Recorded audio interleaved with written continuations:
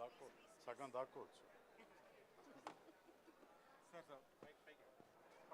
మళ్ళీ ఇదొకటి పర్వాలేదు. అందరికీ నమస్కారం.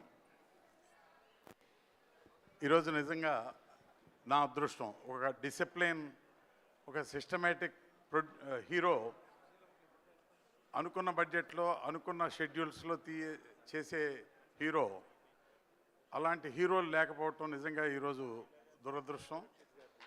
ఆయన గొప్ప డిసిప్లిన్తో producer budget, even Suresh Babu అయినా అంతే, రాశిమూసి నరసింహరావు గారు అయినా అంతే, ఎవరైనా సేమ్ కథ ఓకే అవగానే ఆ బడ్జెట్లో అయిపోయే విధంగా చూడటం.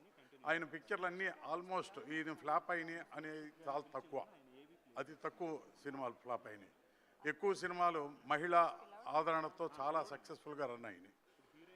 అటువంటి శోభన్ బాబు గారి వజ్రోత్సవం సందర్భంగా, సినీ వజ్రోత్సవం సందర్భంగా నన్ను ఆహ్వానించడం నిజంగా అభిమానులందరికీ, ఇంకా హీరోలకి అన్ని సంవత్సరాలు అభిమానులుగా ఉండటం నిజంగా అదొక గొప్ప విషయం.